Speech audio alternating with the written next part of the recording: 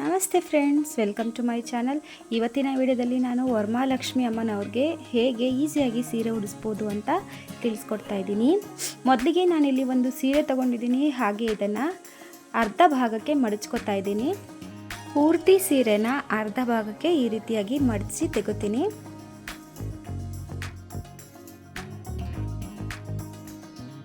ಕೊನೆವರೆಗೂ ಈ ರೀತಿಯಾಗಿ ಅರ್ಧ ಭಾಗಕ್ಕೆ ಮಡಚ್ಕೊಂಡಾದ ನಂತರ ಸೀರೆಯ ಒಂದು ತುದಿಯಿಂದ ಕೊನೆಯ ತುದಿಯ ಎರಡರಲ್ಲೂ ಒಂದೊಂದು ಮಾರು ಸೀರೆಯನ್ನು ನಾನು ಇಲ್ಲಿ ಬಿಟ್ಕೋತಾ ಇದ್ದೀನಿ. ಹಾಗೆಯೇ ಇದು ಲಾಸ್ಟಿಗೆ ಬೇಕಾಗುತ್ತೆ ನಮಗೆ. ಹಾಗಾಗಿ ಒಂದೊಂದು ಮಾರು ಸೀರೆನ ಬಿಟ್ಬಿಟ್ಟು ಮಧ್ಯದಲ್ಲಿರುವಂತಹ ಉಳಿದಿರುವಂತಹ ಸೀರೆನ ನರಿಗೆ ಮಾಡ್ಕೋಬೇಕಾಗತ್ತೆ.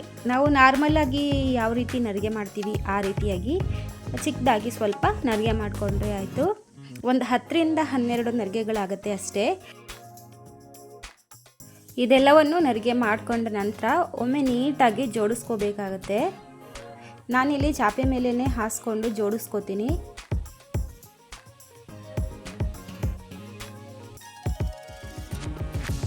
ನಮಗೆ ಈವನ್ ಆಗಿ ನರಿಗೆಗಳಿದ್ದರೆ ನಮಗೆ ಸೀರೆ ಉಡಿಸ್ಲಿಕ್ಕೂ ತುಂಬ ಈಸಿಯಾಗಿ ಬರುತ್ತೆ. ಹಾಗಾಗಿ ನೋಡಿ, ಈ ರೀತಿಯಾಗಿ ನರಿಗೆಗಳನ್ನ ಮಾಡಿಕೊಂಡ್ರೆ ಆಯಿತು.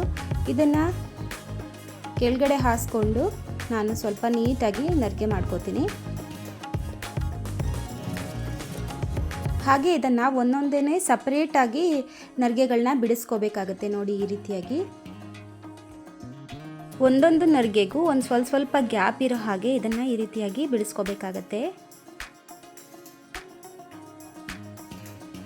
ಇದಾದ ನಂತರ ನಾವು 2ರಿಂದ 3 ನರಿಗೆಗಳಿಗೆ ಸೇರಿಸಿ ಕ್ಲಿಪ್ ಆದರೂ ಹಾಕೋಬೋದು, ಅಥವಾ ಸೇಫ್ಟಿ ಪಿನ್ ತಗೊಂಡು 2ರಿಂದ 3 ನರಿಗೆಗಳನ್ನು ಈ ರೀತಿಯಾಗಿ ಸೆಕ್ಯೂರ್ ಮಾಡ್ಕೋಬೇಕಾಗತ್ತೆ.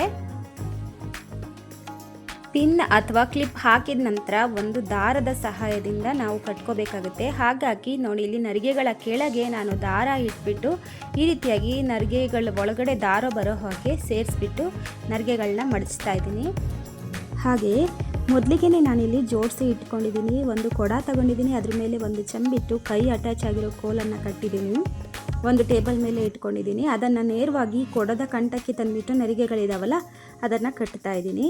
ಹಾಗೆ ಸ್ವಲ್ಪನೇ ಸೀರೆ ಪಾರ್ಟ್ ಉಳಿಸ್ಕೊಂಡಿದ್ವಲ್ವ, ಒಂದೊಂದು ಮಾರಾಗುವಷ್ಟು, ಅದನ್ನು 3 ನರಿಗೆಗಳನ್ನಾಗಿ ಮಾಡಿ ಎಡಗಡೆ ಇರೋದನ್ನು ಬಲಗಡೆ ಸೇರಿಸ್ಕೊತಾ ಇದ್ದೀನಿ ಭುಜದ ಮೇಲೆ. ಹಾಗೆ ಬಲಗಡೆ ಇರುವಂತಹ ಸ್ಯಾರಿನ ಎಡಗಡೆ ತೊಗೊಂಡು ಬಂದುಬಿಟ್ಟು ಚಿಕ್ಕದಾಗಿ ನರಿಗೆ ಮಾಡಿ ಹಾಕ್ತೀನಿ. ಉಳಿದಿರೋ ಸೆರಗು ಪಾರ್ಟ್ ಸ್ವಲ್ಪ ಮೇಲೆ ಬರೋ ಹಾಗೆ ಹಾಕೋಬೇಕಾಗುತ್ತೆ.